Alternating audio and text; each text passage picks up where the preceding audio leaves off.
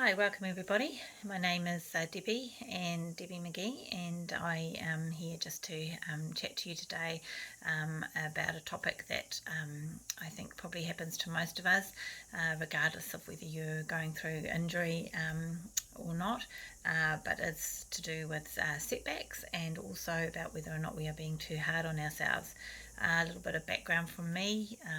So I myself have been through an injury that resulted in 4 years pretty much at home recovering. And when I say injury, it started off just as really my back. My back was I had a disc that decided to misbehave, and then, but unfortunately, after taking some time to settle, it still needed to be operated on, and then also that seemed to create a bit of a what felt like a spiral downward. But what also happened was I then had to have both my hips replaced, my left one and my right one, and then at the sort of the end of, or I call the completed part of my journey, before I returned back to work, I also had to have a foot, a toe operation done. And whilst the toe doesn't sound quite so much as the back or the hip, if you've had an operation done on your feet, it's actually quite can be quite painful. So so anyway, so what I just wanted to touch base on, and just if at the end of this video you do have any questions, please feel free to put them in the comments below. And also there is a link there that should you feel that you might like to have a chat at the end, there is a free 1 hour chat that you can have or call if you feel like you may want some support, and that I possibly can help you with that. So so just going on to the topics that I wanted to talk about today, and one of them being that as setbacks that we have now. You don't have to necessarily have had an injury for setbacks in life. We all have setbacks. Things get in the way. You just get the momentum going, and then all of a sudden everything seems to come crashing down, and then you have to try and find a way to get back on track. And if we're talking about women, particularly like 45 plus, we're probably all going through that dreaded menopause, and the weight gain tends to happen. And if you've had injury, then weight gain can, and particularly if it's been in your back and your hips, your core seems to go, and weight gain is comes on that much faster, and it doesn't seem to matter what we do, that nothing seems to really help it. So there's a number of things that occur, and when we've been injured, it certainly sets us back. So, an example for myself was just when my back was injured, I was just what I would call in a really good place with my career. We had for in my home with my husband, we had a baby a bit later on in life. We had a bit of a gap. We have 4 older children, and then we had a gap, and then we had a 13-year gap, 13 years I think it was, and we had another little one, and he is now 13 years of age, but he's the baby still at home. And so I had stayed home to look after him, and then went back to work. And so my work, I just kind of got myself back up there again, 2 incomes coming in again, and then my back decided to go on me. I was up a ladder, and and slipped, and then that was it for me. And 4.5 years later, I managed to get myself back to work. So that was quite a major setback for me in my life. And so if you are in that position where you have had an injury, however that injury has occurred, and what that's actually done for you physically, you have had a setback, and that could have been for a short period of time, or it could have been for a long period of time. And for all of us, that means lots of different things. And if it's a setback where you need to get back to work, you want to rush this along. You've got to get back on track, and it's sometimes the pressure that we put on ourselves to become to feeling normal again, actually sometimes we can be a little bit too hard on ourselves, and so that can actually then slow things down. It puts us into perhaps a state of can start to put us in a bit of a state of depression, and so we've got to find those positives to get us up and moving again, and to start looking at life, that there is life still at the end of the tunnel. And say life, what's the saying is generally light at the end of the tunnel, and there is light at the end of the tunnel. But at the end of that tunnel is our life, it's our well-being, it's about feeling good about ourselves, because if we ourselves don't feel good, then everything around us doesn't feel good, and that comes through in lots of different things. But quite often from a woman's perspective, I know particularly for myself, when I don't feel good about myself, then everything seems to feel horrible around me. So, your health is a big thing. It's about looking after you, taking time out for yourself. So back on the topic of setbacks. So, when we've injured ourselves, suddenly everything can feel like it does fall down around us, and we have to take steps to move forward. And you hopefully have got a support network there that's helping you to get through. But there are times when you can also be feeling quite alone, and only you can push yourself forward. And that's where we have to, we've got to find that inner strength to keep ourselves pushing forward to get ourselves better again. And so that's by just taking little steps, and not being too hard on ourselves, and setting ourselves little small goals to work through. And each day is a new day. So it's not about trying to get everything done in the one day, because, when you physically have hurt yourself, and even mentally too, when there's pain going on, because there is mental pain as well. I talk particularly on injury, physical pain, things that we can see. And when I say we can see, some injuries you can't always see from the outside, but there's injury that goes on inside our head as well. So there's different names for different things, but just in general, if we're talking about pain, that pain comes in many different forms, but particularly I'm just talking about injury, physical injury. And so when we're going through our rehab, whatever that rehab may be, in some cases we're fortunate enough to have that provided to help us out, but in some cases you also can be left alone to get through your rehab. And you have to look for ways you've got to look for ways, that can, maybe groups, or get yourself out there to a gym or whatever, some sort of community support to push you, to keep you going. Because if you lock yourself away in your house, if you're not able to work with your injury and you are at home, you're going to need something.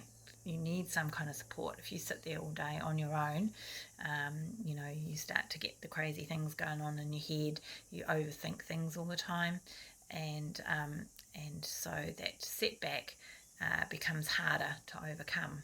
And so you need to find those that something that you can keep a focus on, to be able to climb and get a bit higher up. I call it the mountain. I always say to my children, whenever they're trying to achieve something, that there's always this mountain that we have to climb.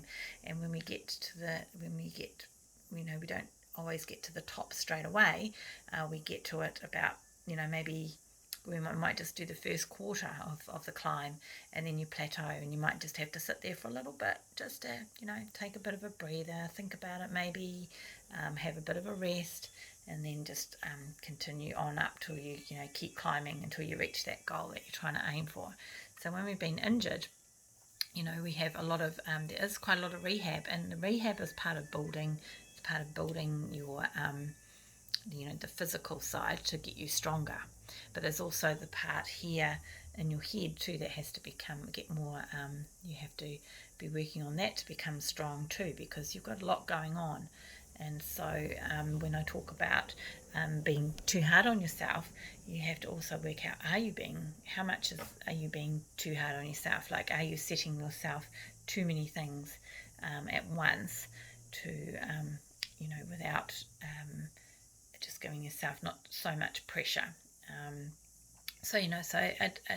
If you're at home and you're not working, this injury has caused you to be at home, and you do have your support network around you, and that everybody may well be that they're home on a weekend, and then during the week they're off out and they carry on with their life, and you're at home and you sort of sit there and go, okay, what am I going to do now today? So you've got to try and plan your day a little bit. And if you've got a project, something you can work on, that's great. But there's got to be that something in there during the day that is part of your rehab to build you to, you can't just sit there and be feeling sorry for yourself, because that's not going to happen. You're not going to get anywhere by doing that. So you've got to set yourself a goal. Put it on some sticky paper if you need to, and stick things up around the place if that's what works for you. So you need to have a plan for the day. So like for myself, when I was at home, one of the things that helped me was to swim. It took the pain away. Swimming is fantastic for particularly with backs and hips, because it gives you that movement that you can't generally do when you're not in the water. So when your hips get to the point where you can't, when they're hurting every time you take a step forward, when you're actually in the pool, it relieves a lot of that, and it takes the water takes a lot of pressure off. So if you have access to a swimming pool, and you are going through, say, the sort of pain where you need some relief like that, the swimming pool is great. It doesn't help when we keep going into lockdowns, but yes, we're very fortunate here in New Zealand. It's not happening too much, so there's no excuse that you can't get there to the pool. Hopefully you've got, if you can't drive, hopefully you've got someone, ask a friend that could perhaps drop you off if need be, or if you can do it, great, get a taxi to get there. But just try and set yourself, even if you're just going maybe once or twice a week to do that, you'll find that the water just makes all the difference. So that if you're doing that, that's some part of your day that's been covered, and then you're going to and then you can be, again, it takes your mind off things. But also when you're doing things like that, whether it be going to the gym or being in the pool, or you're going for a walk, we think, if you're like me, that's where a lot of my ideas and my thoughts and things go. But generally when I'm doing something that's for myself like that, the thoughts tend to be more positive. They're more positive thoughts than if I'm just sat at home and not really doing anything. There's nothing worse, like if I've had a long day and I'm quite tired, and I sort of sit on the couch, the first thing I start thinking about is, oh, I'm hungry, but I'm hungry for the wrong things, or because I'm tired. And for me, my biggest downfall is, I think, food. I'm going to go to the fridge and grab some food. So you've got to rest. There's no doubts about that. You have to rest. But when we're not doing anything at all to motivate ourselves, that's when we find we sit more and more, and then we're not as active, and we start to not feel as positive. So I hope that's making some sense. What I'm trying to say is that that every day you have to set yourself something positive, a goal, something that's going to help, because as I say, we get setbacks, things happen in life, and an injury is a huge one, and if it sets you back for a long period of time, it does horrible things to us. It affects how we think about ourselves. It can affect our relationships. It can affect our children and how they see you. It affects even how you think people see you, and they may not necessarily see you in the way that you think that they do, but you think that they do. A prime example for me was when I did actually go up go out for a walk, and when I was at my worst, and I had to have a stick all the time, or I had a crutch, with me, because I didn't know if I was going to actually make it up the road or not. I would find that I didn't feel like people wanted to even say hello to me or to talk to me. And if I look back at that and I think, was it really that it was was it the other people, or was it just me that was hiding behind this wall of, I don't want to talk to anybody because I feel like this. Whereas now, as I've got that confidence back again, and I go out and I go for a walk because I can, and I know that I can go for a decent walk, and I say hello to people, and they say hello back, and it's like I look back on it and I think, was it me? Was it actually me that was the problem here, or because it's very likely that that's possibly, well, I know that's what it was. It was me hiding because I felt the way that I did. I just didn't want I didn't want people to talk to me. I was in my own little my safety, what felt like my safety zone, was it was better not to talk to people. That's how I felt. And that didn't really do me a lot of favors, because it just basically made me into, I guess, I don't know if the right word is a little home hermit, but that's how I felt. I just didn't want to go out anywhere. I didn't want to go and see people, and that was my confidence. I was losing my confidence in myself and who I was, and so this, the setback from this injury was actually, it's like it's taken away some years of your life, that you want to get those back. And the faster you get it back, the better.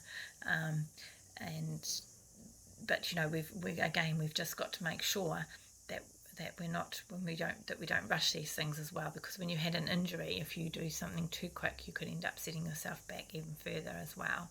So it's important that we understand that when we do have a setback, that we've got to do that. You're going to you've got to take things at a pace that, one, your body can cope with and that you can cope with, and that you don't go and overdo things and then set yourself back again, because you've been too hard on yourself and you're trying to push yourself that little bit quicker than perhaps what you're actually ready for.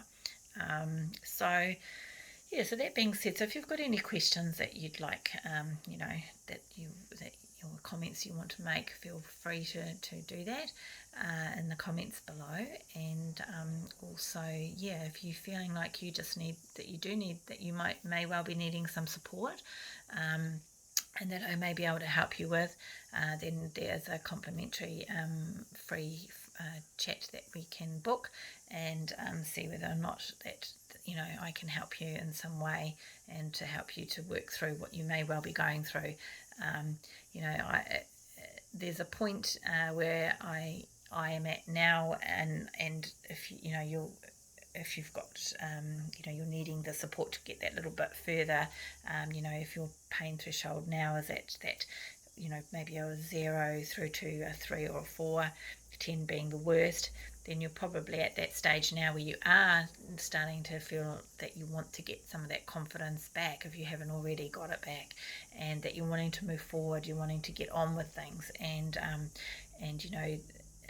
that in itself can be quite a scary thing, because sometimes we don't always know what that forward is and where we're actually heading. And so that's what I would like, what I can help you with, having gone through that myself, because we reach a point where suddenly we can't hide behind this injury anymore. We have to face the fact that we're getting better, and we've got to get on with things. We've got to get on with life, and life itself doesn't go away. So we can't just go, oh, I'm injured, I can't do this. You can do it, and the body does heal. So as I say, we will get setbacks, but by not being too hard on ourselves all the time, we can push past it and move forward, and then that pain doesn't feel quite so bad. So I hopefully this video has given you food for thought. And as I say, if you've got any comments, please pop them in below. and I'll talk again soon. Thanks for listening. Bye.